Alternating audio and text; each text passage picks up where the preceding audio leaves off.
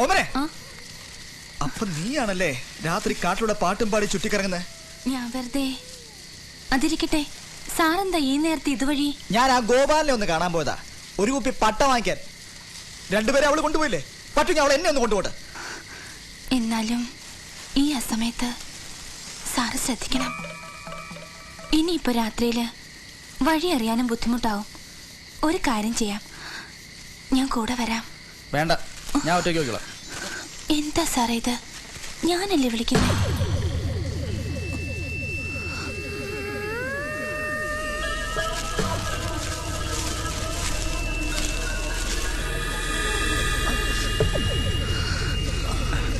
വിജയ്,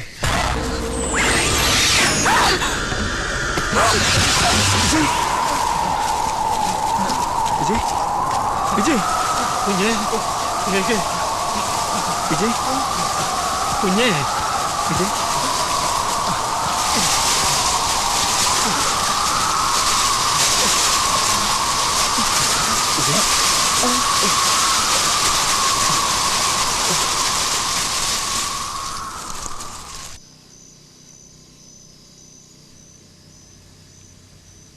ആയുസിന്റെ ബലം കൊണ്ടാ ഈ കുട്ടി അവളുടെ കയ്യിൽ നിന്ന് രക്ഷപ്പെട്ടത്. എന്താ ഇതിന്റെ ഒരു പരിഹാരം? ഞാനും അതാ ആലോചിക്കുന്നത്. എന്താ പറ്റിയേ? ഭാഗ്യം കൊണ്ട് വിജയൻ നമുക്ക് തിരിച്ചു കിട്ടിയേ. ഞങ്ങൾ കണ്ടില്ലായിരുന്നു. അതെ, ഈ കുട്ടി കാട്ടിൽ വീണ് കിടക്കുകയായിരുന്നു. ഒന്ന് വ്യക്തമായിട്ട് പറ ഹരി, വിജയൻ എന്താ പറ്റിയേ? എന്ത് പറ്റാനാ? കള്ള് കുടിച്ച് ബോധമില്ലാതെ കാട്ടിൽ വീണുപോയി. അപ്പോഴും പോക്കറ്റിലുണ്ടായിരുന്നു മറ്റവൻ. എന്നിട്ട് അതവിടെ? അത് ഞങ്ങളെടുത്ത് കളഞ്ഞു. ഈ കഴുത്ത് എങ്ങനെയാ മുറിഞ്ഞേ? അത് പിന്നെ അത് കാടല്ലേ, വീഴ്ചയിൽ വല്ല കല്ലോ മുള്ളോ തട്ടിയതാവും. കാട്ടിലേത് കല്ല്?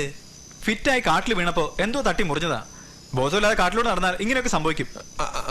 അതെ, വെള്ളം അടിക്കാതെ അടിച്ചു കയറ്റി കാട്ടിലിറങ്ങിയാലേ ഇതുപോലെ പലതും സംഭവിക്കും അല്ലേ? പ്രൊഫസർ ശംഖു അല്ലേ വിളിച്ചേ? വിളിച്ചോ? കേട്ടില്ലേ? ഇല്ല. അയ്യോ, ഞാൻ നോക്കിട്ട് വരാം. മിണ്ടണ്ട.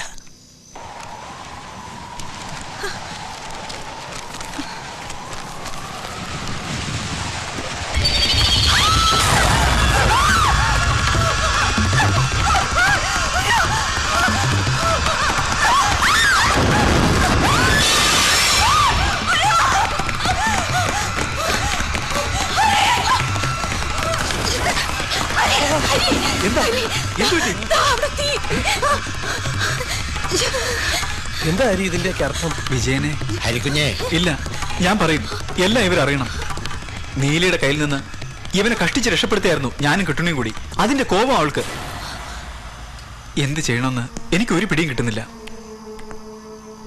ഞാനൊരു കാര്യം പറഞ്ഞാ നിങ്ങൾ അനുസരിക്കുമോ?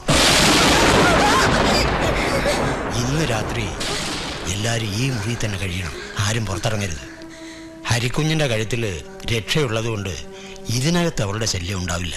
കിട്ടുണ്ണേട്ടാ, ഇതിനെ നേരിടാൻ ഒരു വഴിയില്ലേ? അതിന് ഒരു മാർഗമേ ഉള്ളൂ, ഒരേ ഒരു മാർഗം.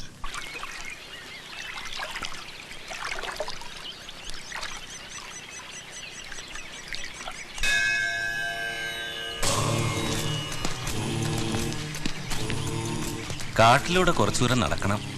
അറിയാം. ഇനി ഇവിടെ പലതും നടക്കും.